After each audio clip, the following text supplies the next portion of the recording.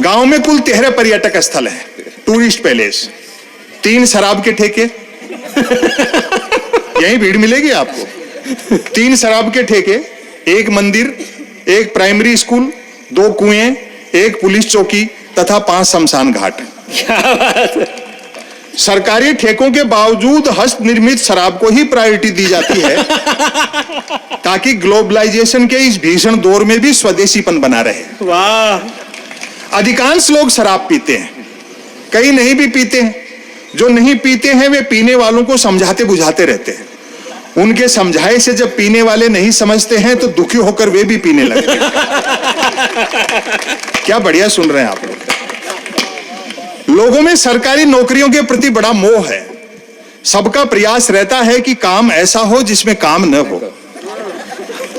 जहां तक मेहनत मजदूरी का सवाल है, मेहनत करने वाले को मजदूरी नहीं मिलती और जिसे मजदूरी मिल जाती है वह मेहनत बंद कर देता है।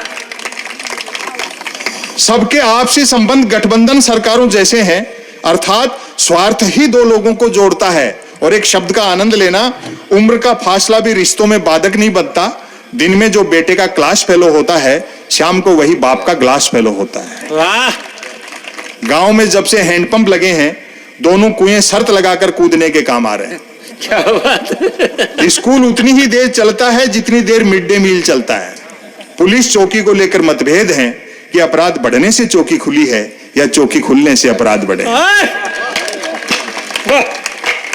अब जो असली समस्या है जिसने 75 साल में इस देश को पनपने नहीं दिया, 5 शमशान घाटों से स्वतः सिद्ध है कि गांव में 5 जातियां रहती हैं।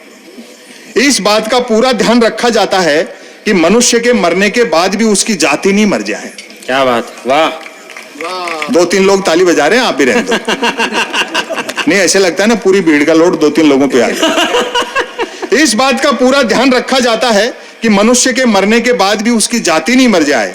एक दफा कै जाति के लोगों ने अपना एक शव गफलत में खे जाति के शमशान में जला दिया। बात ऐसी बिगड़ी कि खे जाति वालों ने तुरंत अपना एक व्यक्ति मारा। अरे कमाल। एक बार दोनों हाथ ऊपर उठाकर ताली बजाओ यार। बहुत कमाल, कमाल व्यंग्य। और उसे कै जाति के शमशान में जलाकर बदला लिया। और तालियां तो अब उठेंगी आपकी। अंततः लोकल सांसद ने दोनों जातियों से 2-2 लोग मरवाकर उनके अपने अपने शमशानों में जलवाए, तब जाकर शांति हुई। एकमात्र मंदिर का निर्माण भी डाकू जालिम सिंह जी ही करा गए थे।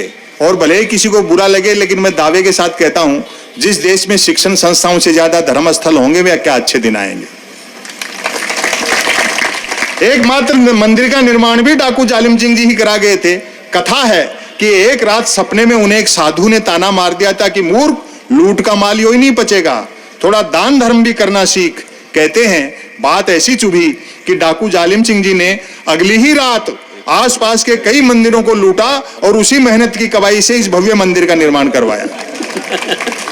घरों में 2 चीजें सबके यहाँ फाइनेंसित हैं, मोटरसाइकिल और टेलीविजन। मोटरसाइकिल इसलिए कि गांव सड़क मार्ग से शहर जा सके, टेलीविजन इसलिए कि शहर आकाश मार्ग से गांव आ सके। टीवी ने तो ज्ञान के क्षेत्र में क्रांति कर दी। कक्षा में मास्टर जी महाभारत के रचयिता का नाम पूछते हैं तो बच्चे बी आर चोपड़ा बताते हैं।